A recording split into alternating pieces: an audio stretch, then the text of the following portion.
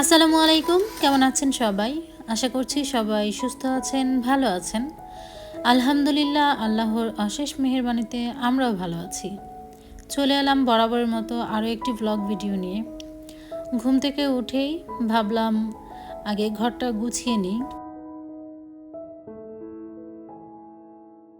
আর তাছাড়া ঘুম থেকে উঠেই কিন্তু সব কিছু এত এলোমেলো হয় না, যেহেতু আমি কালকে ঘর দরজা কোনো কিছুই ক্লিন করি নাই। বাচ্চারা ওইভাবে ঘর বাড়ি একদম ম্যাসি করে রাখছে, তাই ভাবলাম আজকে ঘুম থেকে উঠে এগুলো একটু ক্লিন করি।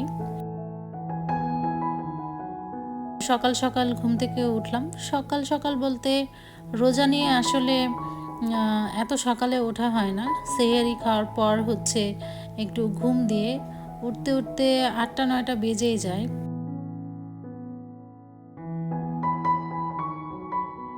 এবারে রমজানটা কার কিভাবে কাটছে, তবে আমাদের তো অনেক ভালো কাটছে। যদিও আমরা বাংলাদেশি খাবার খেতে পারছি না, ওরকম ভরপেট করে তৃপ্তি নিয়ে খেতে পারছি না আর কি।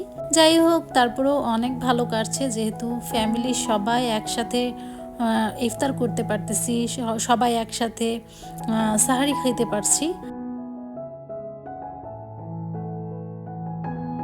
আমার হাতে দেখতে পাচ্ছেন, এটা কিন্তু একটা প্রজাপতি। আমার মেয়ে হচ্ছে এরকম পেপার দিয়ে প্রজাপতি বানিয়ে রাখে। আমার ঘরেও কিন্তু অনেকগুলো আছে, ছোট ছোট থেকে শুরু করে বড় বড় পর্যন্ত গ্লু দিয়ে ওয়ালের ভিতরে লাগাই রাখছে। তো সুন্দরই লাগে। আর আমার মেয়ের হচ্ছে ভালো লাগে না, এখানে আসার পর থেকে শুধু ফোন আর হচ্ছে এই টুকিটাকি ঘর অগোছালো করা। রমজান মাস, এর জন্য আমরা বাইরে ঘুরতেও যেতে পারছি না, কারণ এখানে তো বেধর্মী বেশি, আমাদের মতো মুসলমান একটু কমই দেখা যায়।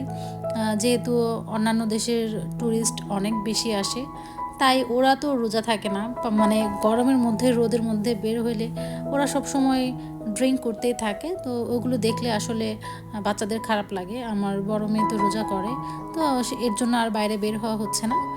ইনশাল্লাহ রোজা চলে গেলে আমরা ঘুরতে বের হব, বাচ্চাদের নিয়ে অনেক ঘোরাফেরা করব ইনশাল্লাহ।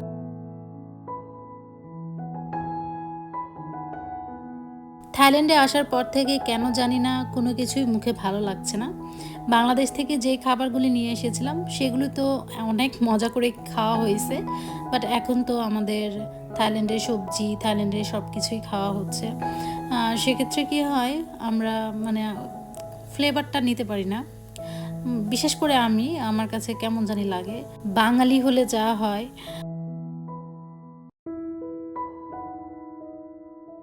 সোফাটা গোছানো হয়ে গেছে।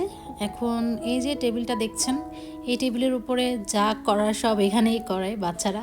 খেলাধুলা থেকে শুরু করে আমাদের ফোন চার্জে দেওয়া সব কিছুই এখানেই করা হয়।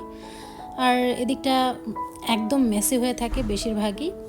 তারপরেও যখন পারি একটু ক্লিন করি, আমি করি, আমার হাজব্যান্ড করে। তারপরেও দেখা যায় এই টেবিলটা ক্লিন থাকে না, কারণ বাচ্চারা কি করবে, শুধু দুইটা রুমের মধ্যে এদিক সেদিক হাঁটাহাঁটি করে, পেপার দিয়ে খেলা করে, চকলেট খেয়ে এখানে ওইখানে ফেলে রাখে। তো কিছু করার নেই, তাই একটু ক্লিন করে এখন একটু ভালো লাগছে।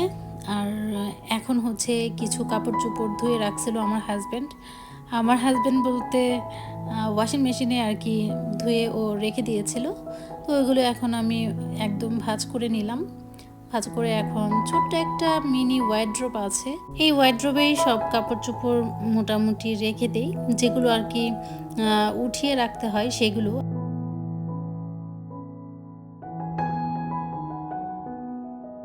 এদিকটায় চলে এলাম বেডটা গোছাতে। তো বেডের উপরে দেখতেই পাচ্ছেন দুই ধরনের, দুই কালারের পিলো আছে।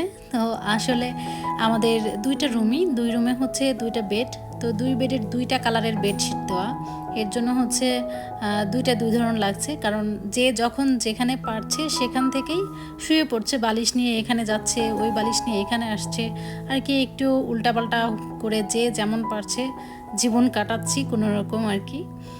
আর এই তো ছোট্ট একটা ব্ল্যাঙ্কেট আছে, এটাকে আমি এভাবে করে রেখে দিলাম।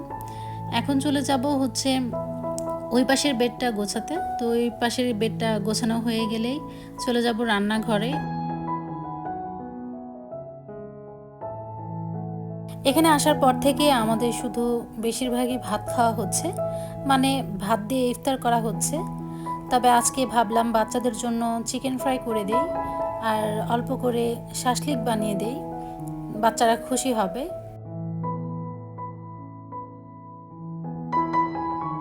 তো চিকেনগুলো কোথায় রেখেছি আসলে আমার সঠিক মনে নাই, অনেকগুলো বাজার করে নিয়ে আসছিলাম সেদিন। তো চিকেন, এরপর হচ্ছে গরুর মাংস, এগুলো নিয়ে আসছিলাম। তো আমার হাজব্যান্ডকে ডেকে বললাম যে কোথায় রাখছো, তো এগুলো দুজনে মিলে বের করে নিলাম।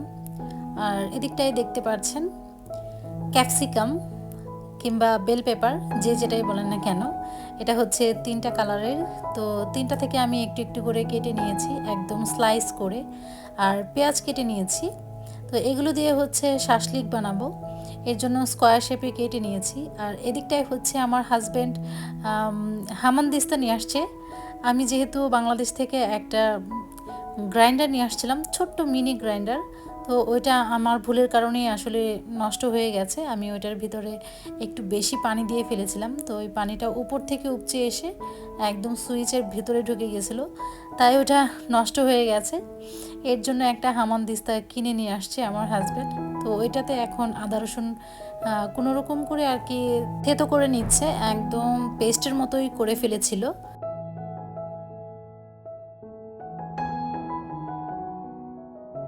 এবার আমি চিকেনগুলো একদম ধুয়ে ক্লিন করে পানি ঝরিয়ে রেখেছি। যেটার ভেতরে আমি পানি ঝরিয়ে রেখেছি দেখতেই পাচ্ছেন, এটা একটা স্পুন র্যাক। তো আমার হাতের কাছে কিছু ছিল না,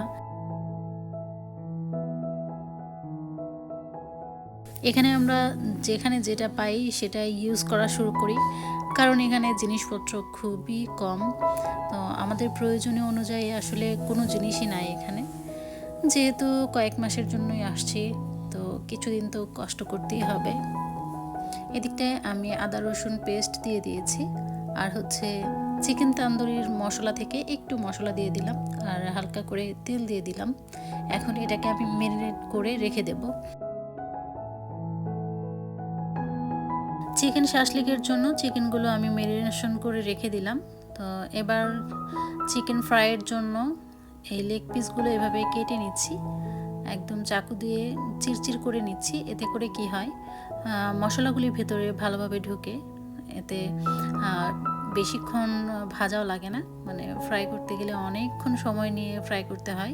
এভাবে করে দিলে আসলে বেশি একটা সময় লাগে না, তো ইজিলি হয়ে যায়। আর এখন আমি ময়দা দিয়ে কোটিং করে এরপর ফ্রাই করে নিচ্ছি। চিকেন ফ্রাই, চিকেন শাসলিক, এগুলো কিন্তু অনেক মজা হয়েছিল, বাচ্চারা অনেক মজা করে খেয়েছে।